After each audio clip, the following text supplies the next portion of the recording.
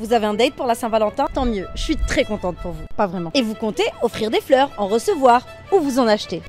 C'est cute, ok. Mais je vais vous expliquer pourquoi c'est grave de faire ça. Très grave même.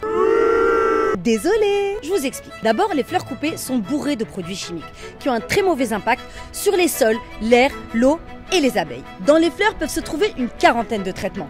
Pesticides, engrais, insecticides, fongicides, dont certains sont même interdits, comme le dodémorphe. Donc les renifler quand vous les recevez n'est pas une bonne idée? Et comme il ne s'agit pas de produits alimentaires comme les légumes, il y a zéro réglementation. Ensuite, les fleurs qui doivent pousser vite pour être cueillies vite, pour être vendues vite, exigent beaucoup d'eau. Le Kenya, qui produit la plupart des fleurs que vous allez vous offrir, exporte près de la moitié de son eau virtuelle pour la production des fleurs coupées. Ainsi, la moitié de l'eau extraite du lac Naivasha, là où se concentrent les cultures de fleurs, sert à produire des fleurs. Et le lac menace de s'assécher. Et puis, ce n'est évidemment pas en France que des roses, des lys ou des chrysanthèmes vont pousser en février.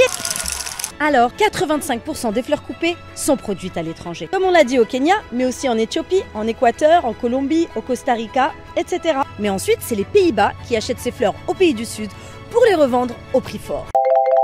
Les Pays-Bas, qui produisent aussi des fleurs coupées, sont en fait surtout leur premier exportateur. Ainsi, les Pays-Bas assurent seulement 10% de la production internationale, mais exportent 60% de la production internationale. Et vous avez compris, qui dit export, dit transport, dit consommation de carburant, dit émission de CO2. Mais le CO2 est même émis aux Pays-Bas, car les Pays-Bas ont recours aux serres qu'ils doivent chauffer au gaz et éclairer. Une rose néerlandaise émet 6 fois plus de CO2 qu'une rose du Kenya, même en comptant le transport aérien.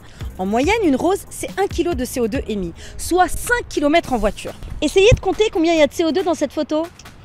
Après les produits chimiques, l'eau et le transport, il faut encore garder les roses au frais pour qu'elles ne fanent pas. Encore de l'énergie. Enfin, au-delà du dommage causé sur la planète par le business des fleurs coupées, c'est aussi du coût humain derrière dont il faut parler. Le travail dans la collecte de fleurs est pénible. 6 jours sur 7 à un rythme effréné à la cueillette et à l'empaquetage des fleurs cultivées hors sol sous d'immenses serres pour un salaire inférieur au SMIC local. Et même si le secteur permet de donner du travail à certaines personnes, il est malheureusement instable et cyclique, car il dépend du moment des fêtes où on offre des fleurs, comme en France la Saint-Valentin, la Toussaint ou encore la fête des mères. Alors les amoureux, convaincus? Si vous l'êtes, il y a des solutions. Achetez des fleurs bio sans pesticides ou achetez des fleurs de saison en circuit court.